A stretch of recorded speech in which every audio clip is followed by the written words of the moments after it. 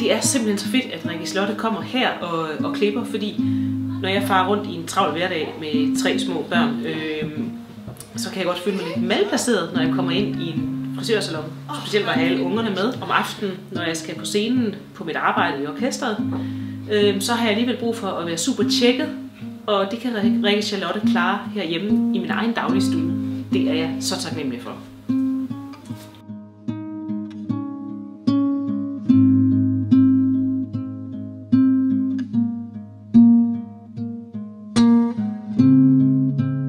I en travl hverdag med unger, der går til spil og fodbold og musik på alle mulige måder, der er det rigtig svært at få deadlines passet ind kl. 14.30 hos frisøren. Det er ikke nemt. Når Rikke Charlotte kommer her, så kan vi super nemt være fleksible, og vi kan lave vores forskellige aktiviteter, når det passer os. Og Rikke Charlotte, hun tager bare den ene unge efter den anden, præcis som det kommer.